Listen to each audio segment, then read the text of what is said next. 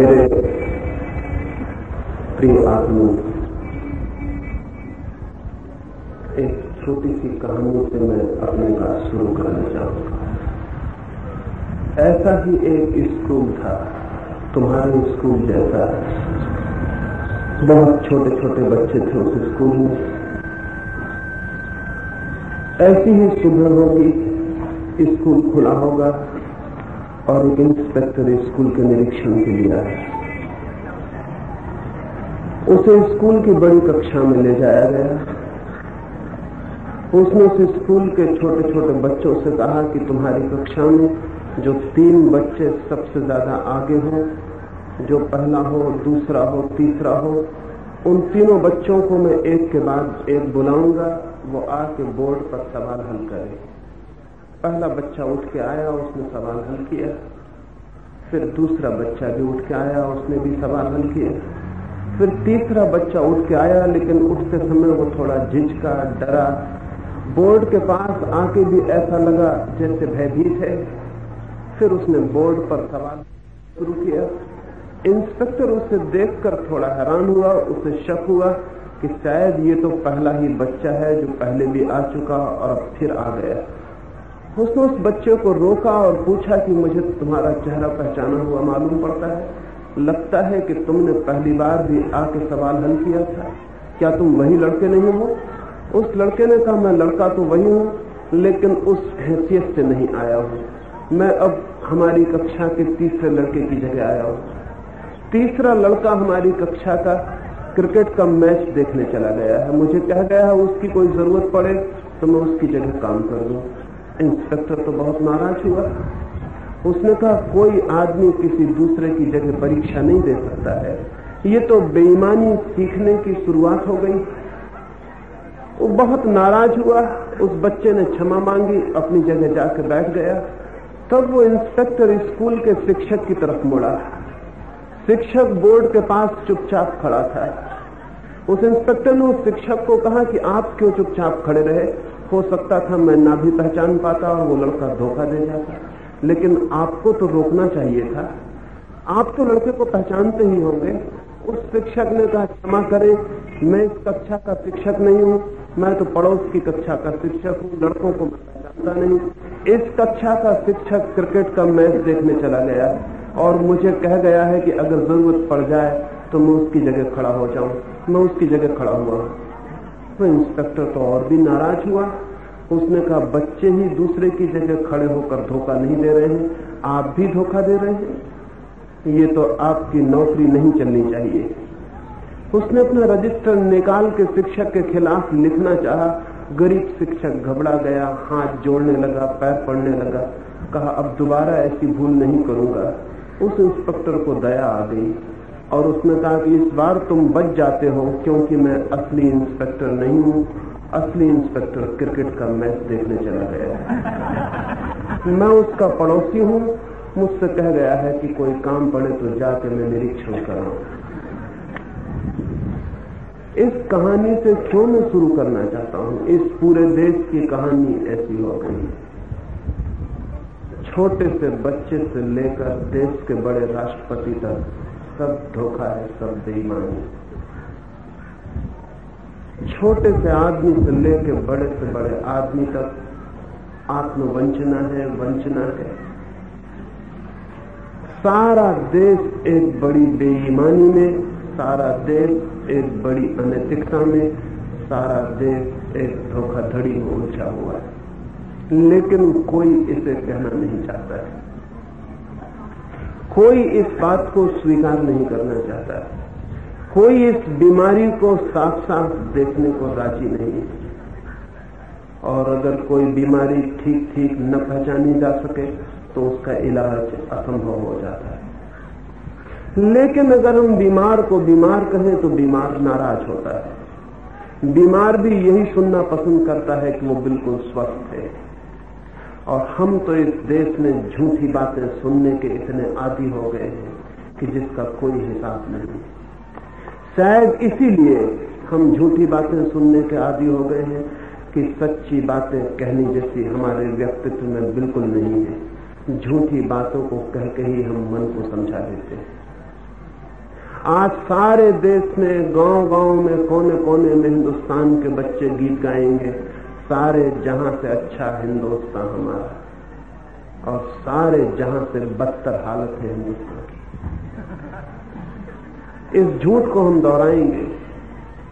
हिंदुस्तान सारे जहां से अच्छा हो सकता है नहीं। और जब तक हम ये नहीं समझ लेते हैं कि है नहीं, तब तक वो हो भी नहीं सकता है। ये समझ लेना जरूरी है कि हमारी हालत आज दुनिया में सबसे पिछड़ी हुई, सबसे दीनहीन, सबसे बुरी। ये दुखद है जानना, लेकिन इसे जाने बिना कोई रास्ता नहीं है कि हम इस देश को अच्छा बना सकें। सिर्फ अच्छा है ये कह लेने से कोई देश अच्छा नहीं हो जाता। सिर्फ अच्छा है ये दोहरा लेने से कुछ देश के भाग्य नहीं बदल जाते। लेकिन हम हजारों साल से बड़े बड़े शब्दों का उपयोग करने के भांति आदी हो गए हैं कि हमें ये ख्याल ही नहीं होता कि जो हम कह रहे हैं वो सत्य है या नहीं, उसमें कोई सच्चाई है या नहीं। हिंदुस्तान देश की तरह दुनिया में बढ़िया से बढ़िया देश है, लेकिन आदमियों के लिहाज से दुनिया में बदतर से बदतर देश। हमसे ज्यादा बुरा आदमी आज पृथ्वी पर खोजना बहुत कठिन है। हमसे ज्यादा कमजोर और हारा हुआ आदमी भी खोजना कठिन है। हमसे ज्यादा धोखेधड़ी से भरा हुआ आदमी भी खोजना कठिन है। और हमसे ज्यादा अच्छी बातें करने वाली कौम भी कहीं नहीं। ये बड़ा चमत्कार मालूम होता है। जो कौम धर्म की दिन रात बात करती हो, जो महावीर, बुद्ध, मोहम्मद और गांधी की चर्चा करती हो, जो कुरान, गीता और बाइबल से नीचे बात ही ना करती हो, अगर हम उसके चरित्र को और उसके व्यक्तित्व को देखें तो बहुत हैरान हो जाना पड़ता है। मुझसे लोग जगह जगह पूछते हैं कि इतनी धर्म की जहां बात चलती है, इतने अच्छे लोग जहां पैदा होते हैं, वो समाज अच्छा क्यों नहीं हो पाता। फिर धीरे धीरे मुझे दिखाई पड़ने लगा कि कहीं ऐसा तो नहीं है कि हम इतने बुरे लोग हैं कि सिवाय अच्छी बातें करने के हम और कुछ भी नहीं कर सकते। कई बार ऐसा हो जाता है, जो कौम कुछ भी नहीं कर सकती वो बातचीत ही करना शुरू कर देती है। फिर बातचीत के धुएं में ही अपने को भुलाने की हम कोशिश में लग जाते हैं। हमें ख्याल ही भूल जाता है कि जिंदगी बातचीत से नहीं बनती। जिंदगी के तथ्य बातचीत करने से नहीं बदलते, और अच्छी बातें कर लेने से अच्छा समाज निर्मित नहीं हो जाता है। बल्कि सच तो यह है कि जो समाज अच्छा नहीं है वो अच्छी बात करने का भी हकदार नहीं। मेरे एक मित्र पटना यूनिवर्सिटी के प्रोफेसर हैं, वो पीछे स्वीडन गए। स्वीडन गए थे वो भारत के धर्म के संबंध में समझाने। हिंदुस्तान के लोग हिंदुस्तान के बाहर जाते हैं धर्म को समझाने, और कोई उनसे दुनिया में नहीं पूछता। अगर मेरा बस चले तो दुनिया के लोगों से कहूं हिंदुस्तान का कोई भी आदमी बाहर आए तो उसकी गर्दन पकड़ लेना और पूछना कि पहले अपने मुल्क को धर्म समझाओ फिर यहां आना। लेकिन हिंदुस्तान ने एक धंधा बना रखा है हिंदुस्तान के बाहर जाके धर्म की बातें करने का। वो मित्र भी स्वीडन गए थे धर्म की बातें करने। वो जिस होटल में ठहरे थे, सुबह उठ के ही उन्होंने होटल के बैरा को कहा कि मुझे शुद्ध दूध चाहिए, प्योर मिल्क चाहिए। उस बैरा ने कहा प्योर मिल्क, शुद्ध दूध, हमारे मेनू में ऐसी कोई चीज नहीं है। पेस्चराइज्ड मिल्क मिल सकता है, कंडेंस्ड मिल्क मिल सकता है, लेकिन प्योर मिल्क, शुद्ध दूध जैसी कौन सी चीज होती हमें पता नहीं। आप हमें समझा दें कि शुद्ध दूध यानी क्या। फिर उस बैरा ने कहा कि मैं बहुत पढ़ा लिखा आदमी नहीं हूं, मैं अपने मैनेजर को बुला लाता हूं, वो शायद समझ सकें कि आपके शुद्ध दूध से क्या मतलब है, क्योंकि ये शब्द मैंने अपनी जिंदगी में सुना ही नहीं। शुद्ध दूध जैसा शब्द हिंदुस्तान के बाहर कहीं सुना भी नहीं जा सकता है। मैनेजर आया, उसने कहा कि क्षमा करिए, हम बहुत दुखी हैं कि आप शुद्ध दूध चाहते हैं, और शुद्ध दूध क्या होता है हमें यही पता नहीं, हम कैसे इंतजाम करें, आपका मतलब क्या है, आप थोड़े ब्यौरे से समझा दें। तो उन मित्र ने कहा कि मैं ऐसा दूध चाहता हूं जिसमें पानी ना मिला हो। तो उस मैनेजर ने कहा लेकिन दूध में पानी मिलेगा ही किस लिए, दूध में पानी के होने का सवाल ही क्या है, आप कैसी बातें कर रहे हैं। हम दूध में पानी क्यों मिलाएंगे? उन मित्र ने कहा कि आप नहीं मिलाते हैं तो ठीक है, हम इसी तरह के दूध को शुद्ध कहते हैं जिसमें पानी न मिलाया गया। तो वो मैनेजर पूछने लगा, आप आते कहां से हैं, क्या वहां दूध में पानी मिलाया जाता है? वो मित्र कहने लगे, पहले मिलाया जाता था दूध में पानी, अब तो पानी में दूध मिलाया जाता है जहां से हम आते हैं। वो मैनेजर उनसे कहने लगा, और आप धर्म के संबंध में यहां बोलने आए? आप धर्म के संबंध में यहां बोलने आए? अभी मैंने अखबारों में देखा कि स्वीडन में अगर 6 आने से दूध मिलता है तो स्वीडन के ग्वालों ने सरकार से निवेदन किया कि हम 1 पैसा दाम बढ़ाना चाहते हैं, 6.25 आने से करना चाहते हैं। मैं दंग हुआ पढ़ के, हमारे मुल्क का ग्वाला सरकार से कहेगा कि हम 1 पैसा दाम बढ़ाना चाहते हैं। हिंदुस्तान का ग्वाला नहीं कहेगा, कोई नहीं कहेगा। 1 छटाक पानी मिला देगा, आधा सेर पानी मिला देगा। 1 पैसा बढ़ाने के लिए सरकार से निवेदन करने की जरूरत। और मैं और भी हैरान हुआ कि स्वीडन की पार्लियामेंट में इस पर विचार चला कि 1 पैसा दाम बढ़ाने दिया जाए ग्वालों को या नहीं। कमीशन नियुक्त हुआ और उसने जांच की कि ग्वालों की मांग सही है या झूठ। 1 पैसे की मांग के लिए, और ग्वाले भी 1 पैसे की मांग करते हैं। बड़े नासमझ ग्वाले हैं, बड़े भौतिकवादी ग्वाले हैं। धार्मिक ग्वाले तो पानी मिला देते और पैसे का सवाल ही न था। वो जो कृष्ण को मानने वाले ग्वाले हैं, जो कहते हैं कृष्ण गोपाल की पूजा करते हैं और गौ को माता कहते हैं, वो पानी मिला देते हैं। हैरान होंगे हम जान के कि कलकत्ते में, बंगाल में गायों के साथ जबरदस्ती दूध निकालने के लिए जो किया जाता है, वैसा अनाचार दुनिया में कहीं नहीं किया जाता। उनकी योनि में डंडे डालकर धक्के दिए जाते हैं ताकि घबराहट में उनका दूध ज्यादा छूट जाए। और हिंदुस्तान गौ को माता मानता है, और हिंदुस्तान धार्मिक देश। और स्वीडन के नास्तिक लोग, भौतिकवादी, मटेरियलिस्ट, वो 1 पैसा बढ़ाने के लिए सारे मुल्क के ग्वालों ने सरकार से कहा कि 1 पैसा हमें बढ़ाना है, क्योंकि इतने में हमारा काम नहीं चलता, 1 पैसा बढ़ाना जरूरी है। कमीशन ने रिपोर्ट दी कि उनकी मांग जायज, वो 1 पैसा बढ़ाया जाना चाहिए। अगर हिंदुस्तान में किसी को 1 पैसा बढ़वाना हो तो 1 रुपए की मांग करनी पड़ेगी, तब मुश्किल से 1 पैसा बढ़ सकता है। क्योंकि सरकार भी जानती है कि कोई मांग जायज नहीं होती, और मांग करने वाले लोग भी जानते हैं कि अगर 1 पैसा चाहना हो तो कम से कम 100 पैसे की मांग करो, तब 1 पैसा बढ़ सकता है। वो भी नाजायज मांग करते हैं। 1 पैसे की मांग जायज थी, लेकिन कमीशन ने यह भी कहा कि जनता पर बहुत भार है, इसलिए जनता से 1 पैसा नहीं लिया जा सकता। और ग्वालों की मांग सच है, उन्हें 1 पैसा मिलना चाहिए। सरकार 1 पैसा दे दे, ग्राहक पर बोझ नहीं पड़ना चाहिए। सरकार ने तय किया और वो 1 पैसा ग्वालों का बढ़ा दिया गया, लेकिन वो 1 पैसा सरकार देगी, वो 1 पैसा जनता नहीं देगी। हम सोच ही नहीं सकते कि 1 पैसे के लिए पार्लियामेंट को इतने परेशान होने की जरूरत है। ये हमारी कल्पना के बाहर है। हम तो सस्ती तरकीबें निकालते हैं, शॉर्टकट निकालते हैं। क्यों मुल्क के नेताओं को तकलीफ दो, क्यों पार्लियामेंट परेशान हो? थोड़ा पानी मिला दो, नल जगह जगह है, थोड़ा खोल दो। रविंद्रनाथ के पिता के घर में 100 आदमी थे और रोज 10-25 मेहमान ठहरे रहते थे। मनो दूध उनके घर खरीदा जाता था। रविन्द्रनाथ ने देखा कि दूध में पानी मिलाया जाता है, तो रविन्द्रनाथ ने एक निरीक्षक नियुक्त कर दिया, एक इंस्पेक्टर नियुक्त कर दिया कि वो देखरेख करे कि दूध में पानी ना मिले। लेकिन दूसरे दिन देखा गया कि पानी और भी ज्यादा मिल गया, क्योंकि इंस्पेक्टर का भी उसमें हिस्सा जुड़ गया। रविन्द्रनाथ जिद्दी थे, उन्होंने कहा कि हम और एक सुपरवाइजर नियुक्त करेंगे। एक आदमी को और सुपरवाइजर रख दिया कि वो निरीक्षक को भी देखे और दूध को भी देखे। तीसरे दिन दूध में पानी भी आया और एक छोटी मछली भी आ गई, क्योंकि जिस पोखर से, बंगाल में घर घर में पोखर होते हैं जिनमें लोग मछलियां पालते हैं, उस पोखर में से पानी भर के डाला होगा मन भर दूध में, उसमें एक मछली भी आ गई। रविन्द्रनाथ के पिता ने कहा कि निरीक्षकों को विदा कर दो, अगर तुमने अब और निरीक्षक रखे तो मगरमच्छ भी आने शुरू हो सकते हैं, क्योंकि सबका हिस्सा बढ़ता चला जाएगा। उन मित्र को उस मैनेजर ने कहा कि मैं आश्चर्य हूं कि आप धर्म की शिक्षा देने यहां आए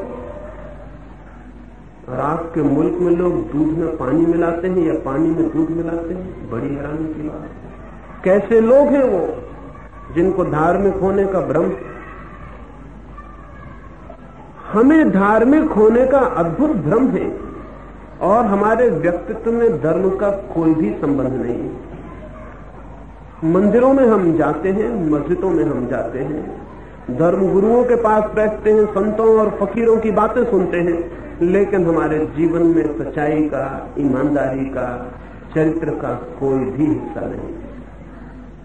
क्या हो गया है? ये दुर्भाग्य क्यों हो गया? इस दुर्भाग्य के पीछे कुछ बुनियादी बातें होनी चाहिए।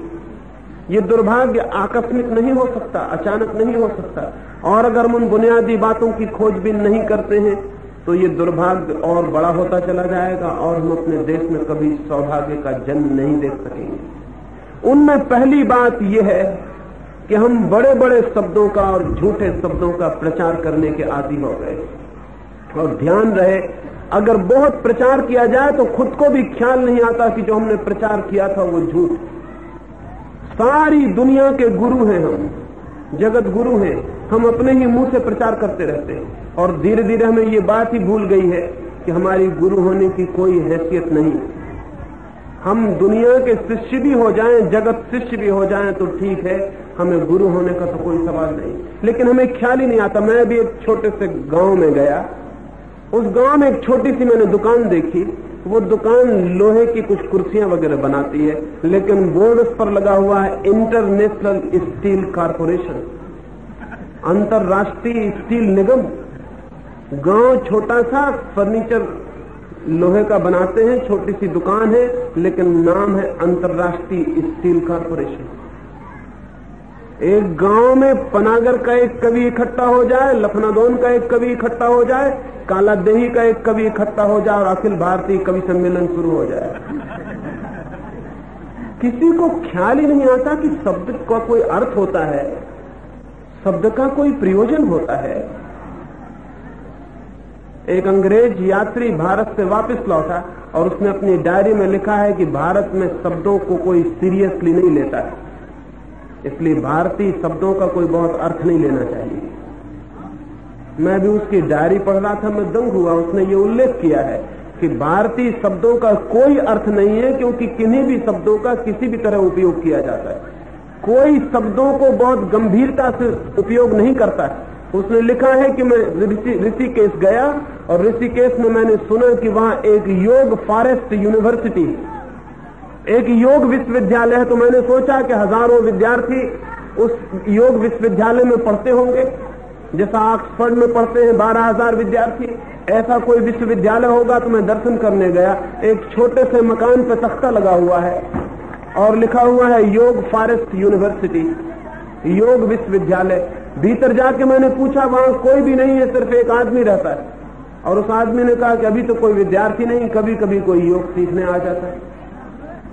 तो ये विश्वविद्यालय कैसे हो गया? लेकिन हमें ख्याल ही नहीं आता। हम अपने अहंकार की घोषणाएं किसी भी भांति करते चले जाते हैं। इसी तरह की ये भी घोषणा है कि सारे जहां से अच्छा हिंदुस्तान हमारा। कौन कहेगा ये? न हमारे पास वस्त्र है, न हमारे पास भोजन है, न हमारे पास स्वस्थ शरीर है, न हमारे पास उम्र है, आयु है, न हमारे पास रहने के मकान है, न हमारे पास काम है, न हमारे पास उत्पादन के साधन है, न हमारे पास आत्मा है, न हमारे पास बुद्धि का विकास है।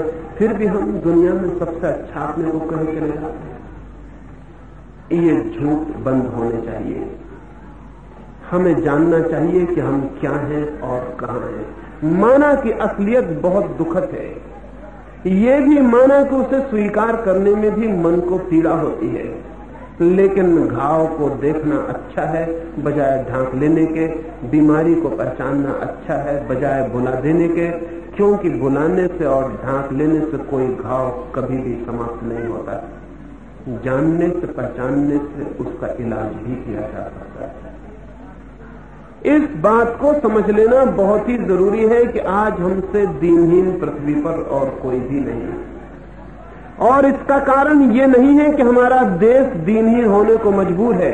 इसका कुल कारण इतना है कि देश को दीनहीन बनाने में हम सारे लोग सहयोगी हैं, अन्यथा देश महान भी हो सकता है, समृद्ध भी हो सकता है, शक्तिशाली भी हो सकता है, लेकिन हमें ख्याल ही नहीं पैदा होता इस बात का, हमें ये स्मरण ही नहीं आता, हमारी समझ ही कहीं जैसे भटक गई है हजारों वर्ष से, और हमें पहचान में भी ये बात नहीं रह गई है कि इस देश को सौभाग्यशाली बनाना है तो कविताएं करके सौभाग्यशाली नहीं बनाया जा सकता, न ऊंचे गुणगान से सौभाग्यशाली बनाया जा सकता है। सौभाग्यशाली बनाना है तो श्रम करना होगा, मेहनत करनी होगी, समझना होगा, जीवन के विज्ञान को विकसित करना होगा। एक बात इसलिए प्राथमिक रूप से ये कहना चाहता हूं, हम बड़े शब्दों का उपयोग बंद कर दें और अपनी स्थिति के अनुकूल शब्दों की खोज करें। दूसरी बात ये कहना चाहता हूं कि इन बड़े शब्दों के व्यवहार के कारण, इन बहुत बड़े बड़े शब्दों के निरंतर उच्चारण के कारण, इन बड़े बड़े शब्दों की घोषणाओं के कारण हम तथ्यों को देखने में धीरे धीरे अंधे हो गए। तथ्यों और फैक्ट्स के संबंध में हमारी कोई जानकारी, कोई पहचान, कोई प्रतिभिज्ञा नहीं रह गई। हम पहचान ही नहीं पाते कि तथ्य क्या है। रूस की औसत उम्र 68 वर्ष है, स्वीडन की औसत उम्र 72 वर्ष है, 80 वर्ष तक की औसत उम्र के लोग दूसरी कौमें हैं, हमारी औसत उम्र 30 साल के आसपास अटकी हुई है। हम अपनी औसत उम्र नहीं बढ़ा पाते हैं तो हम मान लेते हैं कि भाग्य जितनी उम्र तय कर देता है उतनी ही उम्र होती है। भाग्य से तय है कि आदमी की उम्र कितनी होती है। हिंदुस्तान में एक आदमी की औसत आमदनी 20 नए पैसे से ज्यादा नहीं। दुनिया में कोई विश्वास नहीं कर सकता है कि 20 नए पैसे औसत आमदनी का आदमी कैसे जिंदा रहता होगा, कैसे जीता होगा, क्या खाता होगा, क्या पीता होगा। बिहार में अकाल पड़ा तो सारी दुनिया से बिहार के अकाल के लिए सहायता आनी शुरू हुई। मैंने सुना है अमेरिका में एक छोटी बच्ची अपनी मां से पूछती है कि अकाल का क्या मतलब होता है, क्योंकि अमेरिका में अकाल का बच्चों को पता ही नहीं कि इसका अर्थ क्या होता है। अमेरिका के बच्चों को अकाल का अर्थ पता नहीं। हिंदुस्तान के बच्चों को जन्म के साथ ही अकाल में ही जीना पड़ता है। वो अमेरिका की बच्ची को उसकी मां कहती है कि अकाल का मतलब यह है कि उन लोगों के पास रोटी नहीं है खाने को। तो वो छोटी बच्ची कहती तो फिर बिस्कुट, आइसक्रीम, ये चीजें वो क्यों नहीं खा लेते? उसकी मां कहती है पागल, उनके पास बिस्कुट आइसक्रीम भी नहीं है। तो उनकी छोटी बच्ची कहती तो फिर उनके फ्रीज में फल वगैरह तो होंगे, वो फल क्यों नहीं खा लेते? वो बच्ची वही कहती जो उसके घर में है। उसकी मां कहती पागल, उन्हें फ्रीज का पता ही नहीं कि फ्रीज क्या होता है। वो बच्ची कहती बड़े अजीब लोग हैं, उनके पास फ्रीज भी नहीं, फल भी नहीं, बिस्कुट भी नहीं, रोटी भी नहीं, तो वो क्या कर रही है इतने दिनों से? ये चीजें कहां खो गई? वो बाजार से क्यों नहीं खरीद लेते? उसकी मां कहती लेकिन उनके पास पैसे भी नहीं। लेकिन अमेरिकी लड़की को, छोटी बच्ची को यह समझना बिल्कुल मुश्किल है कि दुनिया में ऐसे अरबों लोग हैं जिनको फ्रीज का पता ही नहीं कि क्या होता है। करोड़ों बच्चे हैं जिन्हें बिस्कुट का कोई पता नहीं।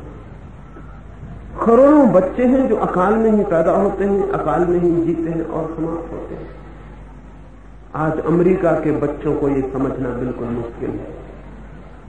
ये उनकी कल्पना के बाहर है, ये उनके हिसाब के बाहर है। लेकिन ये क्या हो गया? क्या हमारी जमीन बांझ है? क्या हमारी जमीन पैदा नहीं कर सकती? क्या अमेरिका की जमीन में कोई विशेषता है? नहीं, हमारी जमीन बहुत समृद्ध, बहुत पैदा कर सकती है, लेकिन हमारी बुद्धि बांझ है, हमारी शक्ति बांझ है, हमारी आत्मा मर गई है, हम कुछ भी नहीं कर पाते। हिरोशिमा में एटम बम गिरा 20 साल पहले। जिन लोगों ने जाके उस एटम बम की जलती हुई बस्ती को देखा, राख हो गई बस्ती को, उन्होंने समझा कि अब हिरोशिमा में कभी भी कुछ नहीं होगा, वो हमेशा के लिए नष्ट हो गया। 1,20,000 लोग एकदम जल के राख हो गए, मकान जमीन से मिल गए, वृक्ष समाप्त हो गए, पक्षी मर गए, वहां कोई जीवन न रहा, सपाट जला हुआ मैदान रह गया। आज 20 साल बाद जो हिरोशिमा देखने जाते हैं वो दंग रह जाते हैं। आज हिरोशिमा से ज्यादा सुंदर बस्ती पृथ्वी पर दूसरी नहीं, और हिरोशिमा के लोग अकड़ के ये बात कहते हैं कि अच्छा हुआ एटम गिर गया, हमारा पूरा गांव नया हो गया, नई सड़कें, नए मकान, सब नए बगीचे, सब नया हो गया। आज जापान में हिरोशिमा और नागासाकी सुंदरतम गांव हो गए। 20 साल पहले जो जल के राख हो गए थे, 20 साल में वो फिर से स्वर्ग बन गए। हम न कभी जले, न हम कभी राख हुए, लेकिन फिर भी हम स्वर्ग नहीं बना पाते, फिर भी हम कुछ नहीं बना पाते। जर्मनी हर 15-20 साल में युद्ध से गुजरा, हर बार बर्बाद हो गया, 15-20 साल में फिर शक्तिशाली हो जाता है, फिर खड़ा हो जाता है। हम महाभारत के बाद किसी बड़े युद्ध से नहीं गुजरे, और कौन जाने महाभारत कभी हुआ या नहीं हुआ। हो सकता है वो सिर्फ कहानी हो, और अगर हुआ भी होगा तो 5000 साल पहले कभी हुआ होगा। महाभारत के बाद हम किसी बड़े युद्ध से नहीं गुजरे, हमने कोई बर्बादी नहीं देखी, लेकिन हम बर्बाद ही बर्बाद होते चले जाते हैं। दुनिया में कौमें बर्बाद होती हैं, 10 साल में पुनरुज्जीवित हो जाती हैं। मालूम होती है उनके पास कोई आत्मा है, कोई आत्मा है जो मरने से इंकार करती है, जो लड़ती है और फिर जीवित हो जाती है। हमें देख के ऐसा लगता है हमारे पास कोई आत्मा नहीं है, ये आत्मा हमारी खो कैसे गई। और हम आत्मवादी लोग हैं, हम आत्मा ही आत्मा की सुबह से रात तक बात करते हैं कि आत्मा अमर है, आत्मा मरती नहीं, और हमें कोई देखे तो पता चलता है कि हमारे भीतर कोई आत्मा ही नहीं। जापान या जर्मनी जैसे लोग कह सकते हैं कि उनके पास आत्मा है। जर्मनी में 1 करोड़ लोगों की हत्या हुई पिछले महायुद्ध में। 1 करोड़ लोग जब किसी मुल्क में हत्या होती तो लाशें पुर गई, लाशों को फेंकना मुश्किल हो गया। बर्लिन तक ठेठ सारे देश के मकान बर्बाद हो गए, सारे बड़े विश्वविद्यालय, सारे मकान गिर गए, सब आग से जल गए, सब बर्बाद हो गए। आज कोई जाके देखे निशान नहीं मिलेगा कि कभी 20 साल पहले यहां बम गिरे थे, कोई निशान नहीं मिलेगा, सब नया हो गया, फिर उन्होंने बता लिया। अजीब बात है। और ये सारे लोग चिल्ला के नहीं कहते फिरते कि उनका देश दुनिया में सबसे अच्छा है, उनके देश को देख के लगता है कि वो अच्छा है, उनकी हिम्मत देख के लगता है कि वो अच्छा है। हम सिर्फ बातचीत किए चले जाते हैं। नहीं, ऐसे नहीं चलेगा, ये बातचीत बहुत हो चुकी, अब आगे नहीं होनी चाहिए। आने वाले बच्चों को हम बातचीत करना नहीं सिखाना चाहते हैं, उन्हें हम कुछ तथ्यों को बदलने की हिम्मत और ताकत देना चाहते हैं। ये तुम छोटे छोटे बच्चों के हाथ में होगा आने वाले दिनों में कि इस देश को कैसा बनाते हो। ये देश दुनिया में सबसे अच्छा बन सकता है, लेकिन अभी है नहीं, और अगर तुमने समझ लिया कि ये है तो फिर बनाने का कोई सवाल नहीं है, बात खत्म हो गई। अगर भिखमंगा समझ ले कि वो सम्राट है तो फिर भिखमंगा ही रहेगा, फिर सम्राट होने का प्रश्न क्यों करेगा? जो सम्राट है ही उससे प्रश्न करने की क्या जरूरत? हम चिल्ला के कहते रहते हैं कि भारत सोने की चिड़िया है। मैंने बहुत खोजबीन की, मुझे वो सोने की चिड़िया कहीं भी दिखाई नहीं पड़ती, और कब थी भारत की सोने की चिड़िया वो भी मुझे दिखाई नहीं पड़ता। भारत हजारों साल से गरीब और दीन और दरिद्र। आज जितना समृद्ध है भारत, अगर इसको समृद्ध कहें, इतना भी समृद्ध कभी नहीं था, क्योंकि समृद्धि का एक लक्षण होता है, जैसे ही देश समृद्ध होता है उसकी जनसंख्या बढ़नी शुरू हो जाती है। हिंदुस्तान की जनसंख्या हजारों साल तक ठहरी हुई, जनसंख्या बढ़ती नहीं, क्योंकि बच्चे पैदा होते और मर जाते। 10 में से 7 बच्चे मरते रहे।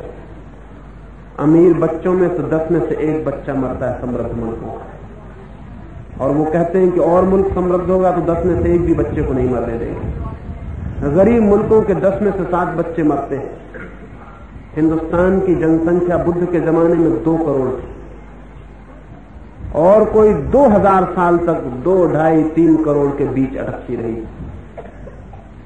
संख्या इधर बढ़ी 200 वर्षों में, और आज जोर से बढ़ रही है। आज हमारे बच्चे एकदम मर नहीं जाते हैं, हालांकि जीते हैं मरे मरे, लेकिन एकदम मर नहीं जाते। इतनी हमारी समृद्धि है कि मरे मरे जीते चले जाते हैं। अभी तुम बच्चों की शक्ल में देखता हूं, तुम कभी रूस के बच्चों की किताब उठा के उनकी शक्ल देखना। उनकी किताब में पढ़ता हूं तो बंद कर देता हूं, मन होता है उसे देखना नहीं चाहिए, उनके बच्चों की तस्वीर देखना नहीं चाहिए। उनके बच्चों की तस्वीर को देखती छाती में तीर सा लगता है। हमारे बच्चे, उनके बच्चे जीवित मालूम पड़ते हैं। उनके बच्चों की रौनक और है, उनके बच्चों की आंखों की चमक और है, उनके बच्चों का शरीर कुछ और है। और हमारे बच्चे ऐसे लगते हैं जैसे दिया जल रहा हो और तेल ना हो भीतर, तो धुआं फैलता हो, थोड़ी पीली पीली रोशनी उठती हो जो बत्ती के जलने से पैदा होती, तेल के जलने से नहीं। ऐसा हमारा बच्चा दिखाई पड़ता है। उनके बच्चे कुछ और ही बात मालूम पड़ते हैं। ऐसा लगता है कि भीतर शक्ति का उबाल आया हुआ है। बच्चे कुछ करने को तत्पर हैं, बच्चे कुछ जीने के लिए तत्पर हैं, कुछ करेंगे, कुछ जिएंगे। लेकिन हमारे बच्चे तो इतने छीन सकती हैं कि उनसे हम क्या आशा करें कि वो जिएंगे, हम क्या आशा करें कि वो क्या करेंगे। वो जी रहे हैं, ये चमत्कार है, यह आश्चर्य है कि वो जिंदा है। भारत हमेशा से गरीब था, आज भी गरीब है। आज गरीबी हमें और खलती है क्योंकि सारी दुनिया भी पहले गरीब थी। हम भी गरीब थे तो बात इतनी नहीं खलती थी। 300 वर्षों में सारी दुनिया तो समृद्ध हो गई और हम गरीब के गरीब बने रहे। 300 वर्षों में सारी दुनिया ने अंबार लगा लिए। रूस की ट्रेनों में पिछले 5-7 वर्ष पहले तक कोयले की जगह गेहूं जलाया जाता था। हमारी कल्पना के बाहर है। यहां आदमी के इंजन में हम गेहूं नहीं डाल पाते और रेल में गेहूं जलाते हैं, पागल है क्या? लेकिन रूस का इंजीनियर जानता है कि कोयला बनने में बड़ी मुश्किल होती है। कोयला लाखों साल में बनता है जमीन के नीचे। कोयले को बनाना आसान और जल्दी संभव नहीं है। कोयले की संपत्ति तय है, लेकिन गेहूं तो हम पैदा कर लेते हैं और इतना गेहूं पैदा कर लेते हैं कि गेहूं को जला देते हैं कोयले की जगह। आज अमेरिका दुनिया भर के गरीबों को भोजन दे रहा है, हम अपने लिए भोजन नहीं पैदा कर पाते। दूसरी कौमों को भोजन बेचती हैं। असल बात ये नहीं है कि अमेरिका हिंदुस्तान पर दया करता है। अमेरिका के पास इतना गेहूं है कि बिना दिए कोई चारा नहीं, या तो समुद्र में डुबा दो या किसी को दे दो। तो मुफ्त में अगर दया करनी पड़ती हो तो दया को छोड़ना गलत। आज अमेरिका के पास इतना गेहूं है कि उसको तुम क्या करोगे, उसे कैसे खाओगे, उसे देना पड़ेगा किसी को। और हम कृषि प्रधान देश, जहां 100 में से 90 आदमी गेहूं पैदा कर रहे हैं और फिर भी भूखे हैं, और जहां अमेरिका में 100 में से केवल 15-20% लोग गेहूं पैदा करने में लगे हैं, वो अतिरिक्त गेहूं पैदा कर रहे हैं। मामला क्या है? अमेरिका कृषि प्रधान नहीं है और अमेरिका आपको गेहूं देता है, और आप कृषि प्रधान है और आपको गेहूं मांगना पड़ता है। 100 में से 80-90 आदमी खेतीबाड़ी में लगे हुए हैं और अमेरिका में 20% आदमी खेतीबाड़ी में लगे हुए। सोचने जैसा मामला है कि ये बात क्या है। कुछ गड़बड़ है कहीं हमारे काम के ढंग में, हमारे जीने के ढंग में, हमारी विचार की पद्धति में। हमारे भीतर कहीं कोई बुनियादी भूल चल रही हजारों वर्ष से, और वो भूल हमें डुबाए चली जाती है। और अगर हम उस भूल के प्रति नहीं जागते तो हमारा आगे कोई भविष्य नहीं। वो भूल क्या है? वो भूल मैं इंगित करना चाहता हूं। वो भूल यह है कि हमने भौतिकता को जितना मूल्य देना चाहिए था वो नहीं दिया। हम थोथे अध्यात्म की बातों में बहुत समय जाया किए। मैं ये नहीं कहता हूं कि अध्यात्म की बातें व्यर्थ हैं, मैं ये कहता हूं लेकिन अध्यात्म की बातों के हकदार वही लोग हैं जो भौतिक जीवन और जगत को जीतने में समर्थ हैं। उसके पहले अध्यात्म की बातें करना गलत है। जैसे कोई आदमी एक मकान बनाए, नींव तो रखने के पत्थर न हो उसके पास, और मकान के शिखर बनाने की योजना करे, तो हम उसे पागल कहेंगे। हम कहेंगे पहले नींव के पत्थर चाहिए, फिर मकान का शिखर बनेगा। पहले मंदिर का नीचे का पत्थर रखो, दीवारें बनाओ, फिर शिखर बनाना। लेकिन वो आदमी कहे कि हम नींव वगैरह की बात नहीं करते, हम तो सिर्फ शिखर बनाना चाहते हैं। अध्यात्म जीवन का शिखर है, भौतिकता जीवन की भूमि है, जीवन की बुनियाद है। पश्चिम के मुल्क, दुनिया के मुल्क भौतिकवाद की बुनियाद रख रहे हैं। आज नहीं कल उनके आध्यात्मिक जीवन का शिखर भी प्रकट होगा, लेकिन हमारे पास भौतिकता की बुनियाद नहीं। हम भौतिकवाद के दुश्मन लोग हैं। हम जिस आदमी को भी देखते हैं वो गाली देता हुआ मालूम पड़ता है कि भौतिकवाद में क्या रखा हुआ है। लेकिन शरीर भौतिक है, पेट के लिए रोटी चाहिए वो भौतिक है, कपड़े चाहिए वो भौतिक है, सड़कें बनानी है वे भौतिक है, इंजन बनाने हैं वे भौतिक है, सब कुछ भौतिक है। जगत में 100 चीजें भौतिक है, उनमें से एकाध चीज आध्यात्मिक है, और वो आध्यात्मिक भी 99 भौतिक चीजें जब इकट्ठी हों तब उसके पैदा होने की संभावना होती है, उसकी पैदा होने की संभावना भी नहीं होती। ये बड़े मजे की बात है कि जीवन में जो श्रेष्ठतम चीजें हैं वो निकृष्टतम चीजों पर निर्भर करती हैं। निकृष्ट चीजें श्रेष्ठ के बिना भी हो सकती हैं, श्रेष्ठ चीजें निकृष्ट के बिना नहीं हो सकती। मकान की नींव बिना शिखर के भी हो सकती है, लेकिन शिखर बिना नींव के नहीं हो सकता है। एक आदमी कविता कर सकता है, लेकिन बिना रोटी के कविता नहीं हो सकती, हालांकि बिना कविता के रोटी खाना हो सकता है। रविन्द्रनाथ के मस्तिष्क से गीतांजलि निकली, नोबेल प्राइज मिली गीतांजलि को, लेकिन रविन्द्रनाथ को रोटी देना बंद कर दो, गीतांजलि विलीन हो जाएगी। और रोटी को कोई नोबेल प्राइज नहीं देगा कि आदमी अच्छी तरह से खाना खाता तो इसको नोबेल प्राइज दो, लेकिन रोटी के बिना गीतांजलि विलीन हो जाएगी। इससे गीतांजलि छोटी नहीं होती, इससे काव्य छोटा नहीं होता है, और न रोटी बड़ी होती। इससे सिर्फ यही सिद्ध होता है कि जीवन में जितनी ऊंची चीज है वो उतनी नीची चीजों की बुनियाद पर खड़ी होती है और निर्भर होती है। जीवन में जो श्रेष्ठ है वो निकृष्ट पर खड़ा होता है, और हम निकृष्ट को छोड़कर बैठे हुए लोग, हमने शरीर को, हमने भूत को, हमने पदार्थ को कोई भी मूल्य नहीं दिया, हम सिर्फ परमात्मा की प्रार्थना कर रहे हैं। ये भूल बंद होनी चाहिए। अगर इस भूल को हम बंद नहीं कर पाते हैं तो हम इस देश को कभी भी आगे उठाने में समर्थ नहीं हो सकेंगे। एक छोटी सी कहानी, इस बात को मैं पूरा करूंगा। एक छोटी सी कहानी मुझे निरंतर प्रीति कर रही है। मैंने सुना है कि रोम में एक बादशाह बीमार पड़ गया था। वो बहुत बीमार था, वो इतना बीमार था कि उसके बचने की कोई उम्मीद न रही। चिकित्सक हार गए और उन्होंने कह दिया कि मौत निश्चित है, ये बादशाह बचेगा नहीं। तब किसी ने कहा, एक फकीर आया हुआ है गांव में, वो फकीर मुर्दों को भी जिंदा कर देता है, तो आप तो भी जिंदा हैं, शायद वो आपको बचा सके। उस फकीर को लाया गया। उस फकीर ने कहा, ये बादशाह बच जाएगा, ऐसी कोई खतरनाक बीमारी नहीं है, एक छोटे से इलाज के इंतजाम की जरूरत है। अगर तुम्हारे रोम में, तुम्हारी बड़ी राजधानी में कोई एक समृद्ध और शांत आदमी मिल जाए तो उसके कपड़े ले आओ, वो कपड़े से पहना दो, ये ठीक हो जाएगा। वजीर भागे। उन्होंने कहा, ये तो बहुत आसान है, राजधानी में आकाश छूते महल है, समृद्ध लोगों की भीड़ है, कोई कठिनाई नहीं होगी। वो नगर के सबसे बड़े धनपति के पास गए, बड़ा वजीर, वजीर के साथ राजा का बूढ़ा नौकर। वजीर ने जाके उस समृद्ध धनपति को कहा कि आप अपने कपड़े दे दें, सम्राट मरण सैया पर पड़ा है। और किसी फकीर ने कहा है कि बच सकता है अगर किसी समृद्ध और शांत आदमी के कपड़े मिल जाए। उस धनपति ने कहा, मैं अपने प्राण दे सकता हूं राजा को बचाने के लिए, उसका बचाया जाना बहुत जरूरी है, लेकिन मेरे कपड़े काम नहीं आ सकेंगे। समृद्ध तो मैं बहुत हूं, लेकिन शांति से मेरा कोई परिचय नहीं है, मेरे कपड़े व्यर्थ। फिर वजीर गांव भर में घूमता रहा, न मालूम कितने धनपतियों के द्वार खटखटाए, लेकिन यही उत्तर।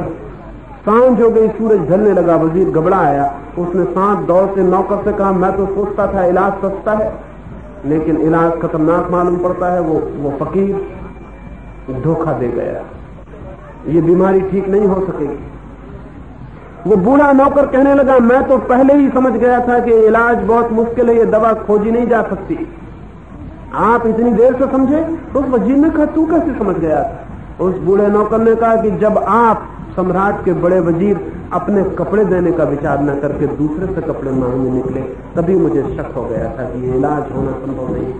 उस वजीर ने कहा, मेरे कपड़े काम नहीं आ सकते, धन तो मेरे पास बहुत है, लेकिन शांति मेरे पास कहां। फिर वे सांझ होते होते राजमहल वापस लौटने लगे, अंधेरा पड़ने लगा। वजीर डरता है महल में घुसने से, राजा से क्या कहेंगे। और तभी महल के पीछे नदी के पार से किसी की बांसुरी की आवाज सुनाई पड़ी, कोई गीत गा रहा है। उस गीत में ऐसी शांति है कि वजीर ने सोचा कि कहीं इस आदमी को शांति न मिल गई हो, चलो इससे पूछ ले, एक आखिरी उपाय और कर ले। वे नदी पार करके उस आदमी के पास पहुंचे। अंधेरी रात, एक पत्थर की चट्टान पर बैठ के वो आदमी बांसुरी बजाता है। उसकी बांसुरी में ऐसा आनंद है उसके स्वरों में ऐसी शांति है कि वजीर ने उसके पैर पकड़ लिए और कहा कि जरूर तुम्हें शांति मिल गई है। उस आदमी ने कहा शांति में ही जीता हूं, शांति ही मेरा जीवन है, क्या चाहते हो?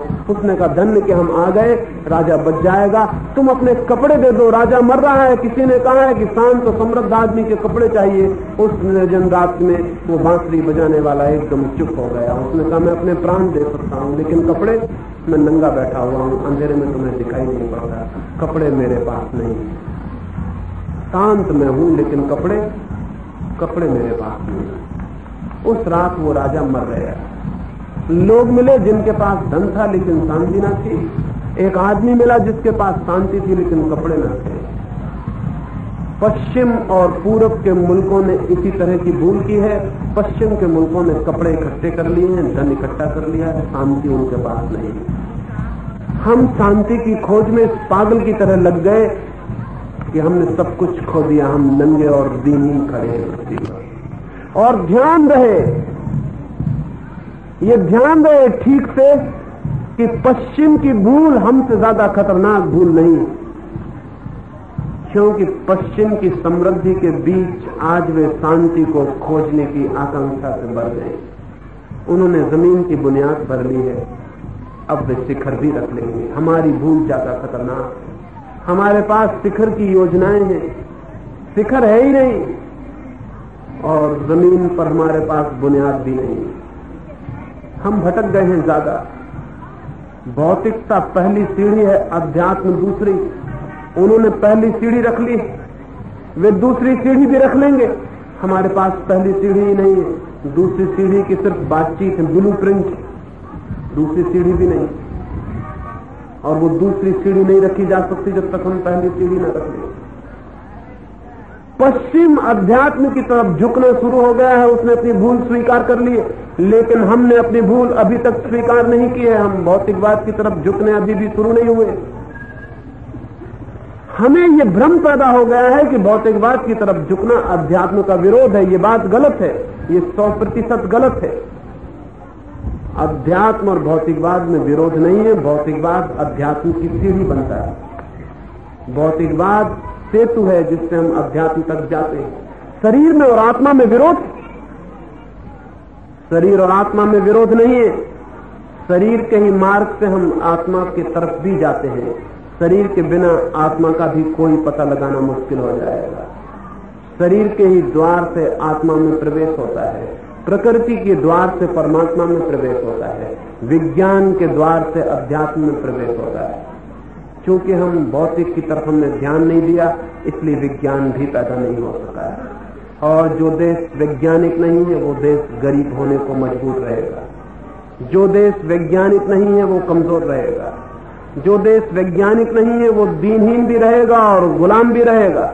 उसकी आजादी बहुत दिन तक टिकने वाली नहीं हो सकती है, क्योंकि कमजोर हाथों में आजादी का क्या मतलब हो सकता है। कविताओं से आजादी की रक्षा नहीं होती है, ताकत चाहिए। हिंदुस्तान पे चीन का हमला हुआ, सारा हिंदुस्तान कविता करने लगा। सारा हिंदुस्तान कहने लगा सोए शेरों को मत छेड़ो, हम ऐसा कर डालेंगे, हम वैसा कर डालेंगे। शेरों को कभी सुना है आपने कि शेर कहते हो कि सोए शेर को मत छेड़ो, हम ऐसा कर देंगे, हम वैसा कर देंगे। सोए शेर को छेड़ो और पता चल जाता है कि शेर क्या करता है। लेकिन हम कविताएं करने लगे कि हम ऐसा कर देंगे, हम वैसा कर देंगे, और हमने कुछ भी न किया। चीन लाखों वर्ग मील जमीन पर कब्जा करके बैठ गया, और हमारे कवि थोड़े दिन कविता करते रहे, फिर जाके अपनी घर गृहस्थी संभालने लगे। फिर हम छोड़ दिए वो झंझट, क्योंकि कविताओं से अगर चीन हट जाता तो हट जाता, उससे ज्यादा तो हम कुछ कर नहीं सकते। अब तो हमारे नेता ये बात ही बंद कर दिए कि वो जो हजारों मील लाखों मील जमीन चीन ने दबा ली है उसका क्या हुआ, अब उसके नेता बात ही नहीं करते। अब तो मैंने दिल्ली में एक बड़े नेता से बात कर रहा था, उन्होंने कहा उस जमीन में कुछ पैदा नहीं होता, बेकार जमीन। देश का नेता अगर ये कहे कि उस जमीन में कुछ पैदा नहीं होता, बेकार जमीन है, अपने मन को समझाने की बड़ी तरकीब निकाल रहे हैं। ये भी हम स्वीकार करने को राजी नहीं कि हम हार गए। हम स्वीकार नहीं करेंगे, हारते चले जाएंगे, स्वीकार नहीं करेंगे। स्वीकार कर लें तो शायद हमें ताकत जुटाने का ख्याल पैदा हो, लेकिन ताकत ऐसे ही पैदा नहीं हो जाती है। ताकत विज्ञान से पैदा होती है, टेक्नोलॉजी से पैदा होती है, और हम विज्ञान के दुश्मन। हम कैसे ताकत पैदा करेंगे? हम कैसे ताकत पैदा कर सकते हैं? नहीं, इन कविताओं को दोहरा लेने से नहीं चलेगा काम। हमें कुछ करना पड़ेगा, और उस करने की दिशा में सबसे बुनियादी बात यह है कि भारत को आने वाले 50 वर्षों में वैज्ञानिक होना है और भौतिक जगत पर सामर्थ्य और शक्ति पैदा करनी है। और मेरा मतलब ये नहीं है कि भौतिक जीवन पर शक्ति पैदा करने का अर्थ धर्म को खोना है। मेरा मतलब यह है कि धर्म का शरीर भी भौतिकवाद ही बनता है, और अगर हम भौतिक शरीर को नहीं संभाल पाते तो आत्मा की हम बातें कर सकते हैं, आत्मा को भी संभाल नहीं सकते। आने वाले 50 वर्षों में सारे मुल्क को इस श्रम में लग जाना है कि हम एक भौतिकवादी भवन को खड़ा कर लें, फिर हम उसमें भगवान के मंदिर को भी बनाएंगे, जरूर बनाएंगे, लेकिन मकान तो बन जाए जिसमें हम भगवान की प्रतिमा को स्थापित करें। मंदिर ही नहीं है, भगवान की प्रतिमा को स्थापित कहां करें? शरीर ही नहीं है, आत्मा के आनंद को कहां खोजे? रोटी ही नहीं है पेट में, काव्य कैसे पैदा होगा? ये थोड़ी सी बातें मैंने कही, सूत्र रूप में 2 बातें मैंने कही। बड़े शब्दों से सावधान होने की जरूरत है, क्योंकि वे हमारी असलियत को छिपाते हैं। झूठे शब्दों से सावधान होने की जरूरत है, कहीं उनके कारण हम झूठी सांत्वना में पढ़ के अपने को नष्ट न कर लें। और दूसरी बात मैंने कही, धर्म का अति हो गई है, हमें भौतिकवादी जीवन चिंतन को भी जन्म देना होगा ताकि इस अति का मुकाबला किया जा सके। दूसरी बात मैंने कही कि हमें जीवन की वाह, सामर्थ्य, शक्ति, समृद्धि, इनको विकसित करने में भी लग जाना होगा। और कोई कारण नहीं है, हमारे पास शक्ति बहुत है, एक बार हम सक्रिय हो जाएं तो उस शक्ति से एक बहुत बड़े देश को जन्म दिया जा सकता है। भारत अतीत में महान नहीं था, लेकिन भविष्य में महान हो सकता है, और भगवान नहीं कर देगा उसे महान, उसे हमें श्रम करना होगा तो हम उसे महान कर सकते हैं। अतीत में हमारा स्वर्ण युग समाप्त नहीं हो गया, भविष्य में हमारा स्वर्ण युग आने को है। सतयुग बीत नहीं चुका, उसे हमें लाना है।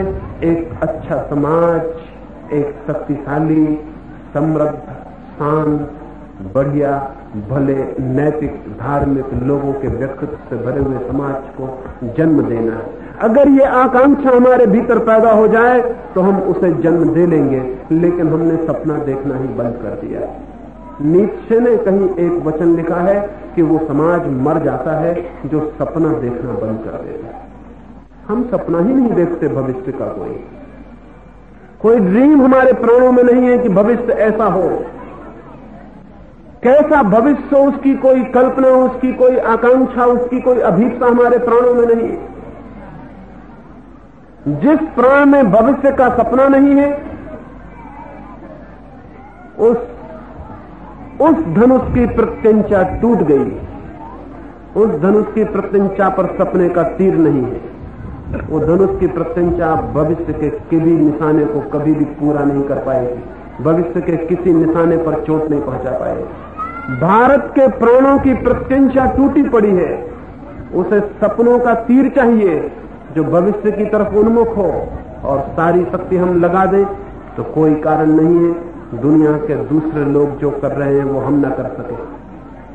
हमारे बच्चे अभी भी चांद को देखकर हाथ फैलाते हैं, उनके माँ बाप उन्हें समझाते हैं कि चांद को नहीं पाया जा सकता, चांद बहुत दूर है। चांद को मामा समझ के हम चुप रह जाते हैं। दूसरे मुल्कों के बच्चों ने हाथ फैला लिए चांद तक, वे चांद को मामा मानने को राजी नहीं है। वे चांद पर बस्तियां बसाएंगे, मकान बनाएंगे। दूसरे मुल्कों के बच्चे आज नहीं कल चांद पर उतर जाएंगे। हमारे मुल्क के बच्चे अपने छोटे गरीब हाथों को फैलाते रहेंगे और उनके माँ बाप समझाते रहेंगे चांद मामा है, चंदा मामा है, बहुत दूर है, उसे पाया नहीं जा सकता। और अगर कोई बहुत बुद्धिमान माँ बाप हुए तो पानी की थाली भर के रख देंगे और उसमें चांद दिखला देंगे और बच्चे से कहेंगे इसे पकड़ लो। पानी के थाली के झूठे चांद बहुत पकड़े जा चुके। अब हमें असली चांदों को पकड़ने का सपना देखना है, और अगर हम ये सपना देख सकते हैं तो इस मुल्क के सौभाग्य का उदय हो सकता है। मैंने ये थोड़ी सी बातें कही, मेरी बातों को इतने प्रेम और शांति से सुना, इसके लिए बहुत बहुत अनुग्रहित हूँ। और अंत में सबके भीतर बैठे परमात्मा को प्रणाम करता हूँ, मेरे प्रणाम स्वीकार करें।